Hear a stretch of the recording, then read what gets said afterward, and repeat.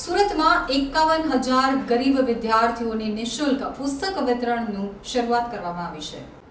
સુરતમાં ગરીબ વિદ્યાર્થીઓને સહારો સેવક એજ્યુકેશન એન્ડ ચેરિટેબલ ટ્રસ્ટ દ્વારા 51,000 બાળકોને નિઃશુલ્ક પુસ્તકોના વિતરણનો પ્રારંભ કરાયો છે।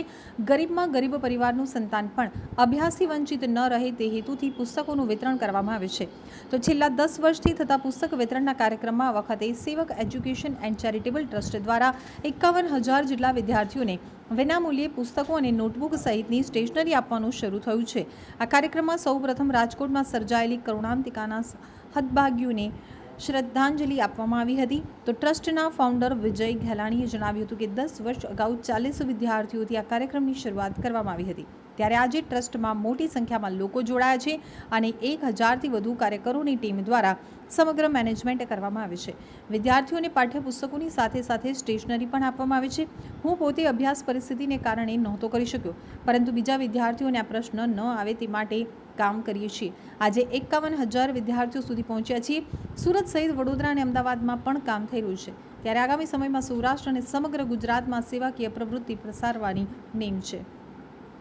તો રિંકલ ઘેલાણીએ જણાવ્યું હતું કે અમે માત્ર નોટબુક નહીં, પરંતુ ધોરણ 1થી લઈ અને 12મા ધોરણ સુધીના વિદ્યાર્થીઓને જરૂરી પાઠ્યપુસ્તકો પણ આપીએ છીએ। સ્ટેશનરીમાં A to Z વસ્તુઓ અપાય છે। નોટબુક, સ્ટેશનરી અને પાઠ્યપુસ્તકો શાળામાં ફરજિયાત જોઈતા હોય છે, ત્યારે આ વસ્તુ વિદ્યાર્થીઓને પહોંચાડવા અમે એક સરસ સિસ્ટમ બનાવી છે, જે પ્રમાણે કામગીરી કરવામાં આવી રહી છે। દાતાઓ દ્વારા એક કીટથી લઈને તેમની ઈચ્છા સુધીની કીટના દાન આવે છે, જે પ્રમાણે અમે વિદ્યાર્થી સુધી પહોંચાડીએ છીએ। આ સિવાય વડીલોને ભોજન, વિધવાઓને પગભર થવાની સહાય સહિતના ઉમદા કાર્યો પણ ટ્રસ્ટ દ્વારા કરવામાં આવે છે। મારું નામ વિજય ગેલાણી છે। ગામ મારું પીપળ છે, ધંધુકા તાલુકાની અંદર। વિજયભાઈ, શું કહેશો? આજે પુસ્તક વિતરણ કરવામાં આવી છે, કેટલા લોકોને વિતરણ કરશો? અને સેવક એજ્યુકેશન ચેરિટેબલ ટ્રસ્ટમાં આ વર્ષે 51,000 બાળકોને અમે ફ્રી પુસ્તકની કીટ આપવાના છીએ, જેની અંદર નોટબુક, પાઠ્યપુસ્તક અને સ્ટેશનરીનું વિતરણ કરવાના છે। વિચાર ક્યાંથી આવ્યો? આ વિચાર મેં કહ્યું એમ કે અમને ખુદને અમારા ફાધર ભણાવી ન શક્યા હતા।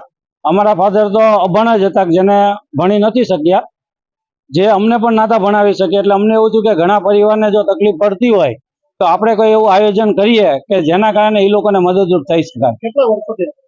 2013 થી શરૂઆત કરી હતી, આજે 2024 એટલે કે 11 વર્ષથી આનું વિતરણ થઈ રહ્યું છે। આમાં કોઈ રજીસ્ટ્રેશન કરાવવું પડે? રજીસ્ટ્રેશન વન ટાઈમ આનું રજીસ્ટ્રેશન હોય છે। સંસ્થા હંમેશા ડોનેશન ઉપર ચાલતી હોય છે, એટલા માટે વન ટાઈમ વાલીઓ પાસે અમે એક રજીસ્ટ્રેશન કરાવીએ છીએ।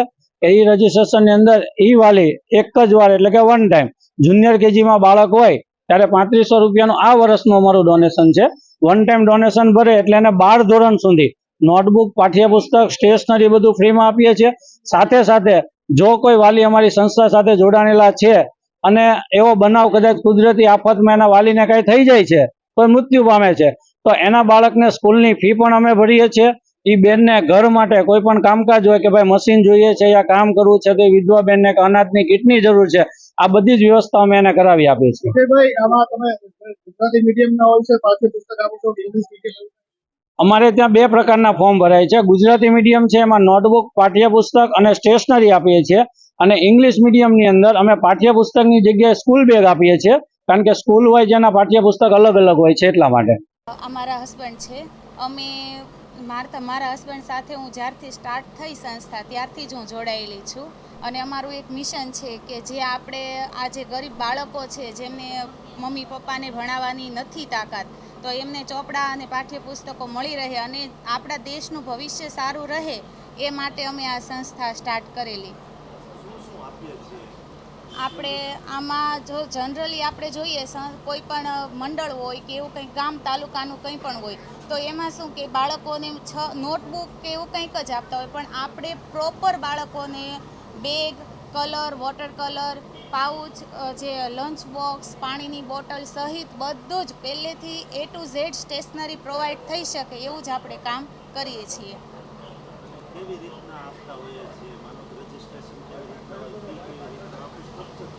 હા, તો એવું છે કે આપણી સંસ્થામાં ઓલું શું કે ઘણીવાર એવું હોય કે ફ્રીમાં હોય તો કોઈ વ્યક્તિની ગણતરી ના રહે, એમ કોઈ પણ આમ લિમિટ ના રહે, એટલા માટે આપણી સંસ્થામાં જે ફર્સ્ટ ટાઈમ ડોનેશન લેવામાં આવે છે એ ડોનેશન આપણે વૃદ્ધોને ભોજન કરાવવામાં યુઝ કરીએ છીએ એમ.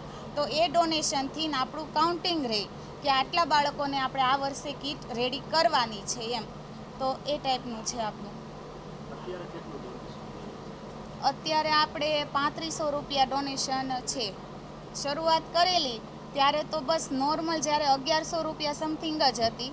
અત્યારે 3500 રૂપિયા સમથિંગ થયું છે, પણ એ ટાઈપની આપણે ક્વોલિટી પણ સારી યુઝ કરીએ છીએ અને બાળકોને પસંદ પણ આવે છે એમ. સેવક એજ્યુકેશન ટ્રસ્ટમાં વિજયભાઈ સાથે એક તમે પત્નીની ભૂમિકા રાખો છો. કઈ રીતે ટીમવર્કમાં આગળ કામ કરવા ઈચ્છો છો શિક્ષણ ક્ષેત્રે? હવે એવું છે કે આપણે જે આપણા કાર્યકર્તાઓ છે, આપણા વાલીઓ છે, આપણા જે અમારા સ્ટાફના બધા મેમ્બર્સ છે, એમનો બહુ ખૂબ ખૂબ આભાર એમ કે એ લોકોના કામથી અમે લોકો આમાં આગળ વધી શકીએ છીએ. બાકી ટીમ હોય તો જ કાર્ય થાય, એમને તો કંઈ વધારે પડતું